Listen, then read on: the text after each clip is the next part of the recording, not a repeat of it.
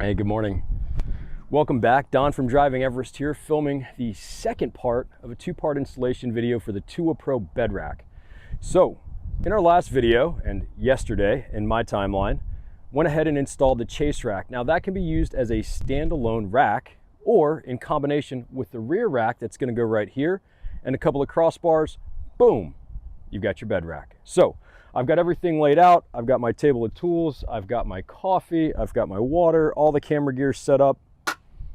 Time to get started.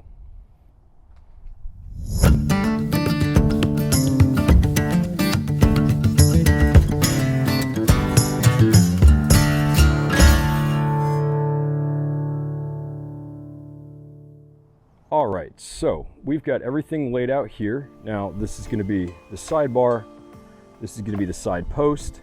This is going to be the top adjustable piece that's going to help determine your height. Same for the other side.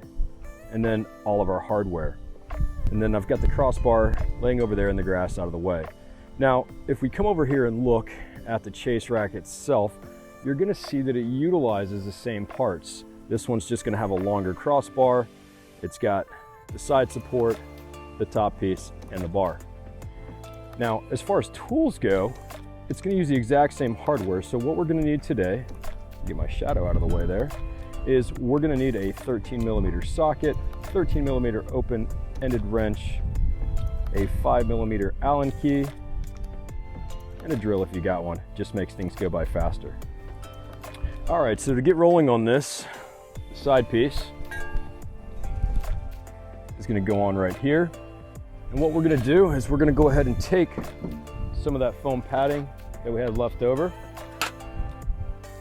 and we're going to apply it here. So this is where it comes in contact with the bed itself. And then we'll get this put on. We'll clamp it into place using a series of brackets, and we'll build from there. It's like a giant Lego set. And that's, I think, one of my favorite parts about it is this patent pending design is incredibly modular. So if they come out with a new piece, it could very easily bolt on to the existing setup and not require an entire new bed rack purchase. Now, you could go a different route, and they may have that option as well. This is their first generation, the Moab series. But everything's got to serve dual purpose. You know, when we're out there on the trail, on the road, across the country, whatever the case may be, you're very limited on what you can take with you. So in that scenario, you want everything to be as highly functional as possible. And that's why I'm excited about this. So we've got both of those on there. Now we've just got to determine the placement, how far back we actually want it. There's a couple of things that are kind of coming into play here. Let me show you. What I'm talking about is the line of the truck is naturally curved right here. This is going to be straight, and you've got a little ability to decide how far back you want it. In this case, it's going to overlap.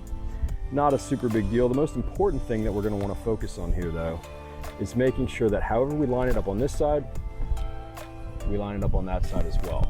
And that way they are the same distance. And when we put our top crossbars or our side crossbars on, we're not going to have any issues. All right, so in the truck bed with our bracket, we've got our M8 hex, our flat washer, our spring washer, and just like before, that's going to come through. Spring washer on the back. Now I've lined it up. There's a small notch in the bed rail there, and both sides have those. It's symmetrical, so in that case, I know that I'm going to have the same distance on both sides.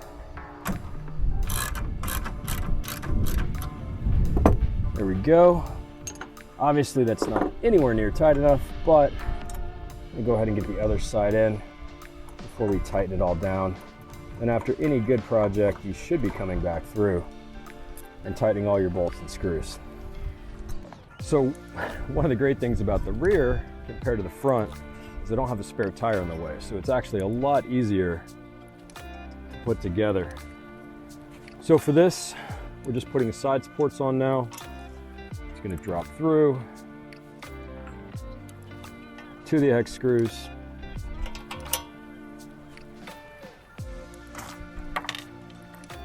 couple of lock nuts, a couple of spring washers. We'll tighten that down. We'll be good. Rinse and repeat on both sides. Side supports are on. Now it's time to slide this piece in and adjust the height. So on the front, when we put this in, I want two hands for this to get it lined up since it slides in nice and snug. We went with the middle of the three options. We can go taller. We're gonna try this one. If we do need to adjust, it's really just loosening these bolts and adjusting the height. But we're gonna wanna make sure it lines up perfectly.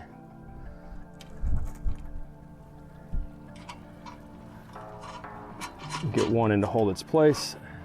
And then it's gonna use four more to be nice and snug.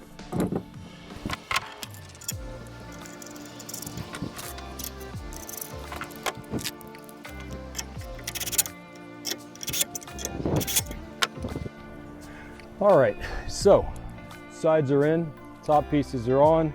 All we have to do now is put the crossbar on. So just like before, there's a couple of grooves that it sits down into on both sides.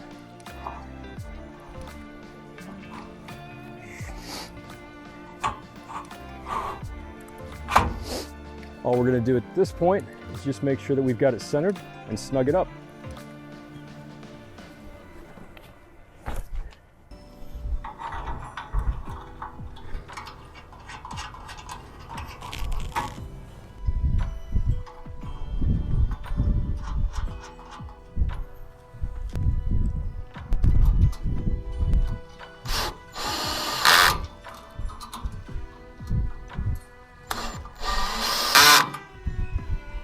All right, so we've got the crossbar on.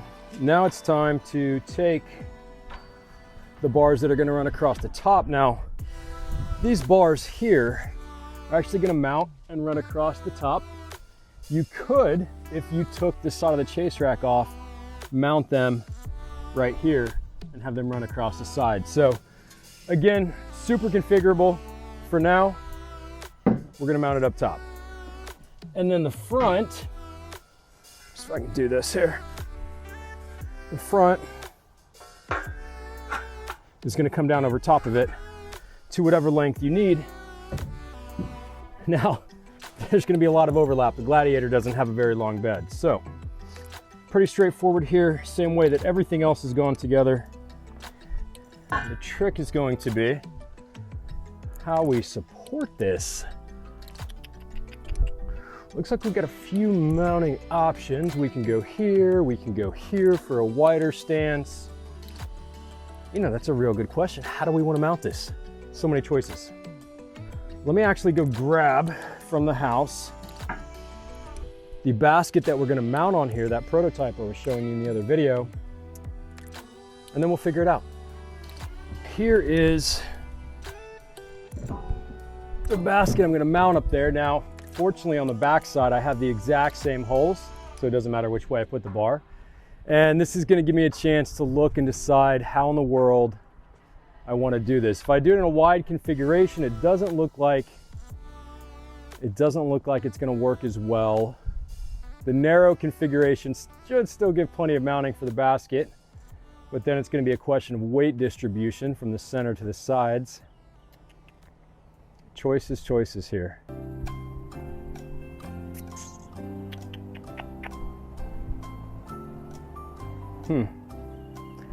I think we're gonna go with the two center mountings. The crossbars are in place. The bed rack is complete. It is nice and solid. Little top-down view. It looks fantastic. Couldn't be happier with how it came out.